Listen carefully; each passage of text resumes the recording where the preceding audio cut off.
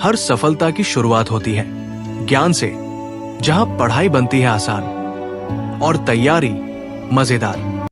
Study smart, revise better and succeed with confidence और पाओ सफलता हर एग्जाम में।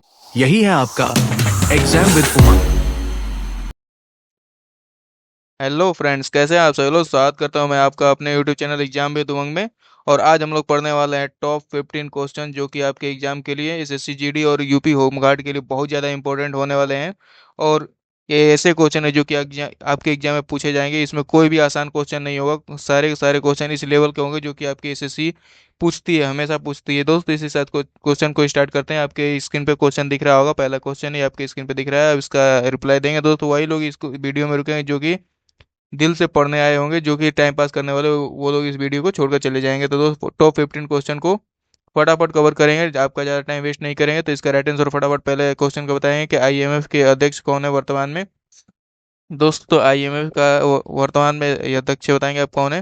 दोस्तों, तो आईएमएफ के वर्तमान में अध्यक्ष जो है कि क्रिस्टनालिन जार्जीवा जो है कि ऑप्शन नंबर बी इसका राइट आंसर हो जाएगा। क्रिस्टनालिन जो है जार्जीवा राइट आंसर हो जाएगा, वो जो है कि इसके राइट वर्तमान में अध्यक्ष हैं। तो क्वेश्चन नंबर 2 पे चलते हैं। जो क्वेश्चन नंबर 2 है हमारा कि अंतर्राष्ट्रीय मुद्रा कोष जो है कि आईएमएफ जो है इसकी स्थापना कब हुई थी। दोस्तों बताएंगे अंतर्राष्ट्रीय मुद्रा कोष आईएमएफ की स्थापना कब हुई थी। तो दोस्तों 1944 का राइट आंसर हो जाएगा। 1944 में इसकी स्थापना हुई थी। तो दोस्तों क्वेश्चन नंबर 3 पे चलते हैं। क्वेश्चन नंबर जो 3 है हमारा कि आईएमएफ का मुख्यालय कहाँ है। तो दोस्तों यहाँ पे गलत हो गया एक चीज़ कि यहाँ पे क्वेश्चन नंबर 3 है, 2 नहीं है दोस्तों, 2 नहीं है, क्वेश्चन नंबर 3 है। तो क्वेश्चन नंबर 3 का आंसर बताएंगे कि आईएमएफ का मुख्यालय कहाँ है। दोस्तों यदि आपने वीडियो को यदि लाइक नहीं किया होगा तो प्लीज़ वीडियो को लाइक और चैनल को सब्सक्राइब करेंगे तुरंत, जिससे कि हमें और भी आपके लिए ऐसे क्वेश्चन लाने का मोटिवेशन मिलता रहता है। दोस्तों इसका सीधा सीधा आंसर बताएंगे कि आईएमएफ का मुख्यालय, आप बताएंगे आईएमएफ का मुख्यालय कहाँ पे। वीडियो को लाइक करते रहेंगे। तो दोस्तों इसका आईएमएफ का मुख्यालय जो है कि वाशिंगटन डीसी में है। क्वेश्चन नंबर 4 पे चलते हैं। क्वेश्चन नंबर जो 4 है कि लिखा है कि आईएमएफ को भारत से सॉरी लिखा है कि भारत को आईएमएफ से सहायता किस वर्ष लेनी पड़ी थी। बताएंगे दोस्तों भारत को जो है कि आईएमएफ से सहायता किस वर्ष लेनी पड़ी थी, किस वर्ष इसकी जरूरत पड़ी थी। तो 1991 में जो है कि आईएमएफ से सहायता ली थी। ठीक है, क्वेश्चन नंबर 5 पे चलते हैं। जो है कि वर्तमान में सीआईएसएफ के मुखिया प्रमुख पूछ रहा है, सीआईएसएफ के प्रमुख कौन थे। तो दोस्त सीआईएसएफ के प्रमुख जो है कि वर्तमान में प्रणीव प्रवीण रंजन जो है कि वर्तमान में प्रमुख है। दोस्तों एसएससी के जो सीआरपीएफ सीआईएसएफ और जो भी ऐसे पद हैं और जो भी सेना के पद हैं उनके प्रमुख का नाम जरूर नोट करके जाएंगे, जरूर याद करके जाएंगे, जो कि एग्जाम में हमेशा पूछता है, हमेशा एक क्वेश्चन इससे रिलेटेड आता है। तो दोस्तों इसी साथ चलते हैं क्वेश्चन नंबर 6 पे। सीधा क्वेश्चन नंबर 6 जो है कि लिखा है सीआईएसएफ की स्थापना कब हुई थी। दोस्तों बताएंगे सीआईएसएफ से रिलेटेड जो भी क्वेश्चन आएंगे सर, वो सारे के सारे क्वेश्चन आप याद करके जाएंगे मेरे भाई, क्योंकि एग्जाम में वहां से क्वेश्चन जरूर उठाता है, सारे के सारे एग्जाम में क्वेश्चन उठाता है। तो सीआईएसएफ की स्थापना दोस्तों इसका राइट आंसर हो जाएगा 1969, 1969 में जो है कि सीआईएसएफ की स्थापना हुई थी। क्वेश्चन नंबर 7 पे चलते हैं। जो कि क्वेश्चन नंबर 7 हमारे पास नेशनल स्टॉक एक्सचेंज एनएससी का मुख्यालय बताएंगे। नेशनल स्टॉक एक्सचेंज एनएससी का मुख्यालय कहाँ पे है। दोस्त एनएससी का मुख्यालय हमारा हो जाएगा मुंबई में। एनएससी का मुख्यालय हमारा मुंबई में है। क्वेश्चन नंबर 8 पे चलते हैं। क्वेश्चन नंबर 8 है कि एनएससी की स्थापना बताएंगे, एनईसी की स्थापना कब हुई थी। तो दोस्त एनईसी की स्थापना जो है कि कब हुई थी, इसका राइट आंसर बताएंगे। तो एनईसी की स्थापना जो है कि 1992 में हुई थी। दोस्त 1992 में एनईसी की स्थापना हुई थी। ऑप्शन नंबर सी इसका राइट आंसर हो जाएगा। गरीबी हटाओ नारा किस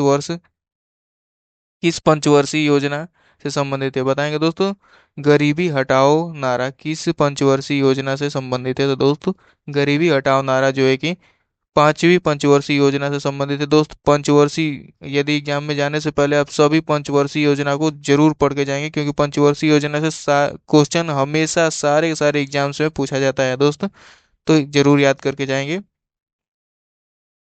यहाँ पे चलते हैं क्वेश्चन नंबर 10 पे। जो कि क्वेश्चन नंबर जो 10 है हमारा कि चूड़ी उद्योग के लिए प्रसिद्ध शहर कौन सा है। बताएंगे दोस्त चूड़ी उद्योग के लिए प्रसिद्ध शहर कौन सा है। तो दोस्त याद रखेंगे फिरोजाबाद जो है कि प्रसिद्ध शहर है। ये यूपी पुलिस होमगार्ड के लिए और यूपी पुलिस के लिए बहुत ज़्यादा इंपॉर्टेंट क्वेश्चन होने वाला है। फिरोजाबाद में जो है कि चूड़ी उद्योग प्रसिद्ध है। दोस्त क्वेश्चन को स्टार लगाते चलेंगे और पीडीएफ चाहिए होगा तो कमेंट करेंगे, कमेंट कर यदि आप कमेंट करेंगे आपको वहीं पे लिंक तुरंत प्रोवाइड कर दिया जाएगा। तो क्वेश्चन नंबर 11 तो सीधा चलते हैं। क्वेश्चन नंबर जो 11 आपके स्क्रीन पे दिख रहा है, इसका राइट आंसर बताएंगे। तमिलनाडु के तट को क्या कहा जाता है, मतलब तमिलनाडु के तट को किस नाम से जाना जाता है दोस्त? तो इसका राइट आंसर हो जाएगा कोरमंडल नाम से, कोरमंडल तट नाम से इसका जाना जाता है। क्वेश्चन नंबर 12 पे चलेंगे। क्वेश्चन नंबर जो 12 है कि लिखा है 2023 एशियाई खेलों में भारत ने कितने स्वर्ण पदक जीते थे? दोस्तों इसका राइट आंसर जरूर याद करके चलेंगे दोस्त। 2023 एशियाई खेल से और 2024 में जो हमारा ओलंपिक खेल हुए हैं उनसे जरूर क्वेश्चन पूछेगा दोस्त, खेल से जरूर क्वेश्चन पूछेगा, तो जरूर याद करके चलेंगे। इससे पहले हमारी सीरीज हो चुकी है, इससे पहले भी बहुत सारी हमारी सीरीज हो चुकी हैं, उसमें भी सब बहुत सारे आपको क्वेश्चन कराए जा चुके हैं। सारी सीरीज 50-50 क्वेश्चन की है। तो दोस्त जरूर उन सब सीरीजों को देखकर चलेंगे। जो भी इस सीरीज को फॉलो करेगा उसका सिलेक्शन हम बता देते हैं कि उसका जो भी क्वेश्चन आएगा उसमें से 90% क्वेश्चन तो जरूर इस सीरीज से आएंगे। जो भी स्टूडेंट इस सीरीज को फॉलो करेगा उसका 90% क्वेश्चन जो है कि इस सीरीज से फंसने वाले हैं दोस्त। तो इसका राइट आंसर बताएंगे 2023 में एशियाई खेलों में भारत ने कितने स्वर्ण पदक जीते थे? तो आप इसका राइट आंसर बताएंगे। भारत ने जो है कि 28 स्वर्ण पदक जीते थे एशियाई खेलों में। याद रखेंगे दोस्त, सबसे मोस्ट इंपॉर्टेंट क्वेश्चन है, भारत से रिलेटेड है तो याद रखेंगे। यहाँ पे लिखा है कि ब्रिक्स कॉन्टिजेंट रिजर्व अरेंजमेंट का जो है कि मुख्य उद्देश्य क्या है बताएंगे। ब्रिक्स का पूछ रहा है सीधा सीधा, ब्रिक्स का मुख्य उद्देश्य बताएंगे कि इसका क्या है। तो इसका राइट आंसर हो जाएगा कि भुगतान संतुलन संकट में जो है कि सहायता। यदि आपको इकोनॉमिक्स में दिक्कत आ रही है तो वहाँ पे एक देश जो है कि दूसरे देश की सहायता करते हैं। क्वेश्चन नंबर 14 पे चलते हैं, जो कि क्वेश्चन नंबर 14 आपकी स्क्रीन पे दिख रहा है। लिखा है कि टॉम ऑफ सैंड पुस्तक किसने की लेखिका पूछ रहा है। लेखिका आपको बता दिया है कि लेखिका कौन है। तो इसका राइट आंसर बताएंगे। टॉम ऑफ सैंड पुस्तक की लेखिका जो है कि ये गीतांजलि श्री हो जाएंगे। इसका राइट आंसर हो जाएगा गीतांजलि श्री। बुक लेखन से क्वेश्चन तो हमेशा पूछता है दोस्तों। इस सीरीज में वही क्वेश्चन होंगे जो कि आपके एग्जाम में आते हैं। ऐसा क्वेश्चन नहीं होगा आसान क्वेश्चन की जो कि आपके एग्जाम में नहीं आता होगा। सारे के सारे क्वेश्चन उसी लेवल के होंगे जो कि आपके एग्जाम में आने वाले हैं। तो क्वेश्चन नंबर 15 का राइट आंसर बता देंगे। भारतीय साक्ष्य अधिनियम 2023 में कुल कितनी धाराएं हैं बताएंगे। भारतीय साक्ष्य अधिनियम बीएनएस, जो बीएनएस अभी लागू हुआ है 2023 में, उसमें कितनी धाराएं हैं बताएंगे। बीएनएस में कितनी धाराएं हैं, अब इसका राइट आंसर बताएंगे।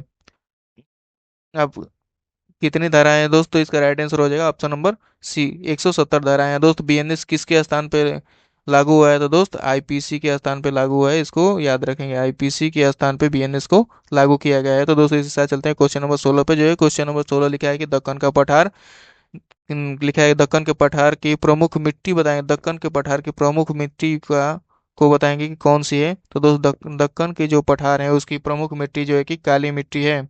यहाँ पे चलते हैं क्वेश्चन नंबर 17 पे। क्वेश्चन नंबर 17 आपके सामने दिख रहा है। आईएमएफ से रिलेटेड एक और क्वेश्चन आ गया कि आईएमएफ में भारत के ईडी 2025 में ईडी कौन थे। यहाँ पे 2025 में जो ईडी भारत के कौन थे बताएंगे। तो तो इसका राइट आंसर हो जाएगा उर्जित पटेल जो है कि आईएमएफ की ईडी थे। दोस्त याद रखेंगे सारे के सारे क्वेश्चन ऐसे हैं जो कि आपके एग्जाम में आने वाले हैं दोस्त। क्वेश्चन को स्टार मार्क लगाते चलती है चलिए, जो भी ज़्यादा इंपॉर्टेंट है उसको स्टार मार्क हमेशा लगाते हुए चलेंगे। तो क्वेश्चन नंबर 18 आपकी स्क्रीन पे दिख रहा है कि भारतीय लिखा है कि भारतीय परिषद अधिनियम उन 1861 किसके द्वारा लाया गया था बताएंगे। 1861 किसके द्वारा लाया गया था भारतीय परिषद अधिनियम? तो दोस्त इसका राइट आंसर हो जाएगा लॉर्ड कैनिन द्वारा भारतीय परिषद अधिनियम लाया गया था। दोस्त हमारे आंसर बताने से पहले आप कमेंट कर देंगे, जिससे आपकी तैयारी भी हमें पता चलती रहे कि आपको कितना तैयार हैं। तो दोस्त यदि ऐसा होगा कि यदि आपको नहीं अभी आ रहा हो तो बाद में जाकर आप जरूर इसको कमेंट करेंगे। और क्वेश्चन नंबर 19 है हमारे पास कि भारत में सबसे अधिक डाकघर किस देश में है। सॉरी यहाँ पे तो कुछ गलत क्वेश्चन लग रहा है, भारत में नहीं होना चाहिए इसको, तो इसलिए ये क्वेश्चन गलत है। क्वेश्चन नंबर 20 पे सीधा चलते हैं। क्वेश्चन नंबर जो 20 है कि भारत का सबसे छोटा सड़क नेटवर्क वाला पूछ रहा है। भारत का सबसे छोटा जो है कि सड़क नेटवर्क वाला राज्य बताएंगे कौन सा है। तो दोस्त सबसे छोटा जो राज्य है सिक्किम, जो है कि सबसे छोटा सड़क नेटवर्क वाला राज्य है, क्योंकि यहाँ पे पता है आपको कि पहाड़ी वगैरह भी ज़्यादा है तो सड़क बनाना मुश्किल होता है। यहाँ पे क्वेश्चन नंबर 21 आपके स्क्रीन पे दिख रहा है, इसका राइट आंसर बताएंगे कि जो है कि साइकिल सिटी किसे कहा जाता है, भारत का जो है साइकिल सिटी किसे कहा जाता है, इसका राइट आंसर बताएंगे। तो दोस्त भारत का साइकिल सिटी लुधियाना को कहा जाता है, क्योंकि लुधियाना में साइकिल का निर्माण बहुत ज्यादा होता है दोस्त, इसलिए भारत का साइकिल सिटी जो है कि लुधियाना को कहा जाता है। क्वेश्चन नंबर 22 पे चले हैं। क्वेश्चन नंबर जो 22 है हमारा, कि 1991 में, तो लिखा है कि 1991 के आर्थिक सुधारों के जनक कौन थे। तो दोस्तों आर्थिक सुधारों के जनक 1991 में कौन थे, तो डॉक्टर मनमोहन सिंह जो है कि थे। यहाँ पे चलते हैं क्वेश्चन नंबर 23 पे। क्वेश्चन नंबर 23 जो है कि लिखा है कि याओ याओ सांग पर्व पूछ रहा है कि किस राज्य का है दोस्त। पर्व तो बहुत ज़्यादा इंपॉर्टेंट है, इस क्वेश्चन को भी बहुत ज़्यादा स्टार लगा के रखेंगे, डबल स्टार में, क्योंकि बहुत ज़्यादा इंपॉर्टेंट क्वेश्चन होने वाला है ये। तो इसका राइट आंसर बताएंगे क्वेश्चन नंबर 23 का, कि याओ सांग जो है पर्व किस राज्य का है। तो दोस्त मणिपुर का है, मणिपुर का जो ये याओसांग राज्य है दोस्त। चैनल को सब्सक्राइब जरूर करेंगे और अपने दोस्तों में जरूर शेयर करें, जिससे कि हमें भी सपोर्ट मिलेगा। तो यहाँ पे क्वेश्चन नंबर जो 24 से लिखा है कि फ्लेमिंग फेस्टिवल जो है कि कहाँ का है, किस राज्य का है पूछ रहा है। तो फ्लेमिंग फेस्टिवल कहाँ मनाया जाता है आप बताएंगे दोस्त। इसका राइट आंसर हो जाएगा ऑप्शन नंबर बी, पुलकित झील, जो कि कहाँ पे है, आंध्र प्रदेश में है। कहाँ पे है दोस्त, तो आंध्र प्रदेश में है, आप याद रखेंगे, ठीक है, आंध्र प्रदेश में ये पड़ता है, आंध्र प्रदेश, याद रखेंगे। पुलकित जो लिखा है पुलकित झील, आंध्र प्रदेश, फ्लेमिंग फेस्टिवल मनाया जाता है आंध्र प्रदेश में। क्वेश्चन बहुत बार पूछा जाता है, तो इसका राइट आंसर हो जाएगा ऑप्शन नंबर बी। अब चलते हैं क्वेश्चन नंबर 25 पे। क्वेश्चन नंबर जो हमारा 25 है कि राज्य की सुरक्षा से संबंधित संविधान का अनुच्छेद कौन सा है पूछ रहा है, राज्य की सुरक्षा से कौन सा अनुच्छेद संबंधित है। तो इसका राइट आंसर हो जाएगा ऑप्शन नंबर सी, 355 जो है कि इसका राइट आंसर हो जाएगा। अनुच्छेद 355 जो है कि राज्य की सुरक्षा से संबंधित है। क्वेश्चन नंबर 26 पे चलते हैं। जो क्वेश्चन नंबर 26 है, कुचिपुड़ी नृत्य पूछ रहा है। कुचिपुड़ी नृत्य तो बहुत बार पूछा जा चुका है, ये बहुत ज़्यादा आसान हो चुका है, क्योंकि बहुत ज़्यादा पूछा जा चुका है। कुचिपुड़ी मतलब कुचिपुड़ी नृत्य किस राज्य का है, तो दोस्त आंध्र प्रदेश का ही है। कुचिपुड़ी भी आंध्र प्रदेश का ही नृत्य है। तो याद रखेंगे कुचिपुड़ी को याद रखेंगे कैसे, कुचिपुड़ी कौन खाएगा, जो अंधा होगा दोस्तों, याद रखेंगे ऐसे याद रखेंगे, कच्ची कौन खाएगा, कच्ची पूड़ी दोस्त कौन खाएगा, जो कि अंधा होगा। तो सॉरी, ऐसे किसी राज्य के लिए नहीं कहा जाता है, लेकिन ये याद रखेंगे बस ट्रिक के लिए कि आंध्र प्रदेश से ही संबंधित है। क्वेश्चन नंबर 27 पे चलते हैं सीधा। क्वेश्चन नंबर जो 27 है कि उन वो सॉरी 2011 जनगणना के अनुसार सबसे साक्षर राज्य पूछ रहा है, सबसे साक्षर जिला पूछा है दोस्त, राज्य नहीं पूछा है। सबसे साक्षर जिला जो है कि कौन सा है, कौन सा था, तो दोस्त सबसे साक्षर जो जिला था शेरछिप था दोस्त, याद रखेंगे शेरछिप था सबसे साक्षर राज्य। तो और किस राज्य में था दोस्त सबसे साक्षर जिला शेरछिप था, और किस राज्य में था, तो दोस्त याद रखेंगे मिजोरम का ये एक राज्य था दोस्त, याद रखेंगे ये कौन सा था, तो मिजोरम का ये एक राज्य था, मिजोरम, ठीक है। क्वेश्चन नंबर 28 पे चलते हैं, जो कोई क्वेश्चन नंबर 28 है कि द वाइट टाइगर के लेखक कौन से हैं बताएंगे। द वाइट टाइगर के लेखक कौन से हैं, कौन है, तो इसका राइट आंसर बताएंगे। वो द वाइट टाइगर के लेखक जो है कि अरविंद अडिगा थे, जो अरविंद अडिगा जो है कि व्हाइट टाइगर के लेखक हैं। यहाँ पे चलते हैं क्वेश्चन नंबर 29 पे। क्वेश्चन नंबर 29 आपके स्क्रीन पे दिख रहा है, भारत की सबसे बड़ी तटीय झील कौन सी है दोस्तों। यदि आपने यहाँ तक देख लिया तो जरूर वीडियो को पूरा देखेंगे, क्योंकि यहाँ पे आपको क्वेश्चन का लेवल देखकर पता चल रहा होगा कि सारे के सारे क्वेश्चन एसएससी लेवल के ही हैं, जो कि एसएससी पूछती है बार बार। तो भारत के पूछा है कि भारत की सबसे बड़ी तटीय झील बताएंगे कौन सा है, तो भारत का सबसे बड़ा तटीय झील चिल्का झील है। आगे चलते हैं क्वेश्चन नंबर 30 पे, थोड़ा सा स्पीड बढ़ा के, क्योंकि ज़्यादा टाइम वेस्ट करने से आपका भी टाइम वेस्ट होता है। यहाँ पे लिखा है कि पूर्व का कुंभ किसे कहा जाता है, पूर्व का कुंभ किसे कहा जाता है दोस्तों, पूर्व का कुंभ अम्बुबाची मेले को कहा जाता है। क्वेश्चन नंबर 30 का राइट आंसर है option number B. Question number 31 पे चलते हैं, जो कि क्वेश्चन नंबर 31 आपके सामने दिख रहा है, पद्म श्री पाने वाले पहले भारतीय खिलाड़ी कौन थे, आप बताएं पद्म श्री पाने वाले पहले भारतीय खिलाड़ी कौन थे। तो दोस्त पद्म श्री पाने वाले पहले भारतीय खिलाड़ी बलबीर सिंह दोसांझ थे, ठीक है, बलबीर सिंह दोसांझ थे। Question number 33 sorry question number 32 पे भी चलते हैं। क्वेश्चन नंबर जो 32 है कि तमिलनाडु का सर्वोच्च कला सम्मान कौन सा है, आप बताएं तमिलनाडु का जो है कि सर्वोच्च कला सम्मान कौन सा है। तो दोस्त कैलमणि पुरस्कार जो है कि तमिलनाडु का सर्वोच्च कला सम्मान माना जाता है। क्वेश्चन नंबर 33 हमारे सामने है कि द पावर्स ऑफ माइंड पुस्तक के लेखक बताएंगे। द पावर्स ऑफ माइंड पुस्तक के लेखक कौन थे? तो दोस्त इसका राइट आंसर हो जाएगा option number B, Swami Vivekananda को द पावर्स ऑफ माइंड पुस्तक का लेखक कहा जाता है। यहाँ पे चलते हैं क्वेश्चन नंबर 34 पे इसी के साथ। तो क्वेश्चन नंबर 34 में दिया है कि मौर्य वंश का दूसरा शासक कौन था? बताएंगे मौर्य वंश का दूसरा शासक पूछा है यहाँ पे।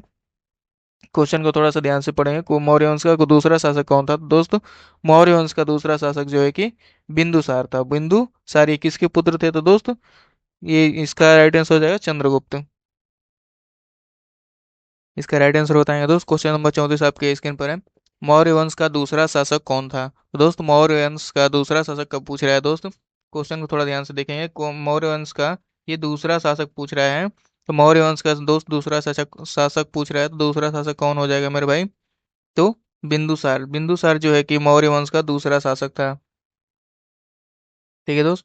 तो इसी के साथ चलते हैं क्वेश्चन नंबर 35 पे। जो क्वेश्चन नंबर 35 है हमारा की लिखा है कि महाबोधि मंदिर, लिख रहा है महाबोधि मंदिर जो है कि कहाँ स्थित है? आप बताएंगे महाबोधि मंदिर कहाँ स्थित है? इसका राइट आंसर आप कमेंट करेंगे। तो दोस्त इसका राइट आंसर हो जाएगा क्वेश्चन नंबर 35 का महाबोधि मंदिर जो है कि बोध गया में स्थित है। महाबोधि मंदिर कहाँ पे स्थित है? तो बोध गया में स्थित है। क्वेश्चन नंबर 36 पे चलते हैं इसी के साथ। क्वेश्चन नंबर 36 आपकी स्क्रीन पर है। ये लिखा है कि भारत रत्न 2014 पाने वाली खिलाड़ी कौन थी? बताएंगे दोस्त भारत रत्न जो है कि 2014 में 14 में किस खिलाड़ी को भारत रत्न रत्न मिला था? आप इसका राइट आंसर बताएंगे। दोस्त राइट आंसर हो जाएगा 14 में सचिन तेंदुलकर को जो है कि भारत रत्न मिला था। ये किससे संबंधित है दोस्त? तो याद रखेंगे सचिन तेंदुलकर जो है कि क्रिकेट से संबंधित है। याद रखेंगे किससे संबंधित है? तो क्रिकेट से संबंधित है। ठीक है, क्रिकेट से संबंधित है। और चलते हैं क्वेश्चन नंबर 36 के बाद 37 पर। क्वेश्चन नंबर 37 जो है कि आपकी स्क्रीन पर है। स्वतंत्र भारत की पहली महिला मुख्यमंत्री पूछ रहा है। स्वतंत्र भारत की पहली महिला मुख्यमंत्री कौन थी? तो दोस्तों इसका राइट आंसर हो जाएगा सुचिता सुचेता कृपलानी जो है कि पहली मुख्यमंत्री थी। और किस प्रदेश की थी ये भी याद रखेंगे आप? यूपी की। ठीक है दोस्त, किस प्रदेश की थी? तो यूपी की सबसे पहली महिला मुख्यमंत्री थी जो सुचेता कृपलानी थी। आगे चलते हैं क्वेश्चन नंबर 38। क्वेश्चन नंबर 38 जो है आपकी स्क्रीन पर दिख रहा है कि पेपर मुद्रा जारी करने वाला पहला देश कौन सा था? आप बताएंगे पेपर मुद्रा जारी करने वाला जो है कि पहला देश कौन सा था? इसका राइट आंसर बताएंगे। तो दोस्त पेपर मुद्रा सबसे पहले पता है ना, चीन जो है कि निर्माण में सबसे आगे रहता है। तो पेपर मुद्रा भी दोस्तों ये पेपर मुद्रा भी ना चीन ने ही जारी किया था। आगे चलते हैं, इसका राइट आंसर है चीन। आगे चलते हैं क्वेश्चन नंबर 39 पे। यहाँ लिखा है कि द गोल्डन बोट के लेखक कौन थे? द गोल्डन बोट जो पुस्तक है, जो गोल्डन बोट सॉरी जो द गोल्डन बोट जो है कि बुक है जो, उसके लेखक पूछ रहा है कि लेखक कौन थे? तो इसका राइट आंसर बताएंगे।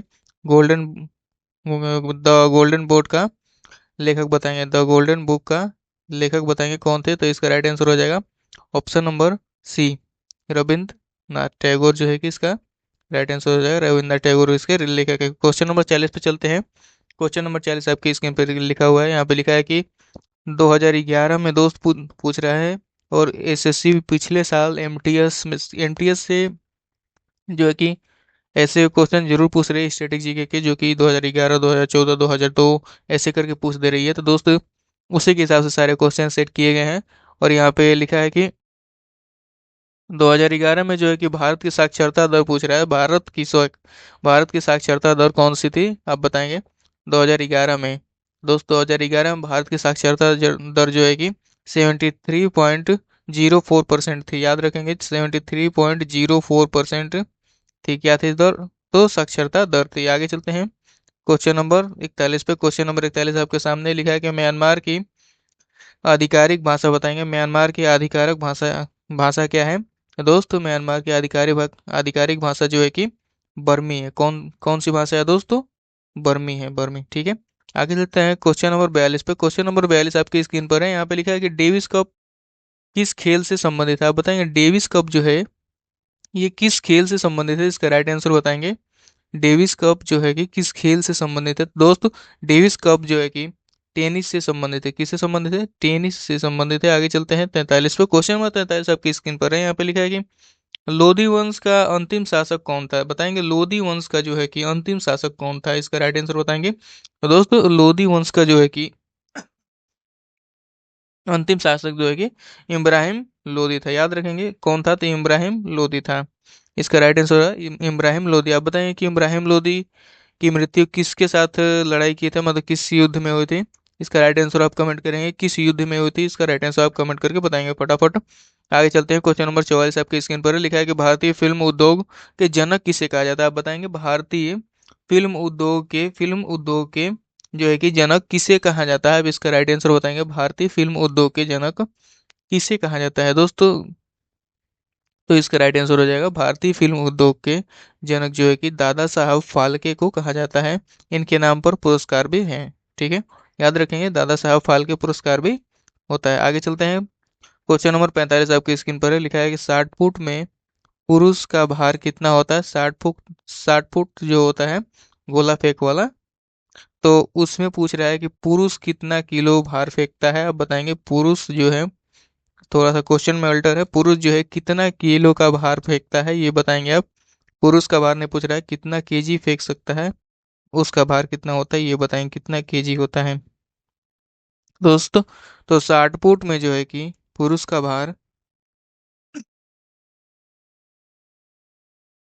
7.26 केजी होता है। 7.26 केजी होता है। इसका राइट आंसर हो जाएगा ऑप्शन नंबर सी, 7.26 केजी। तो ठग जा रहा है, इसको हटा दीजिए।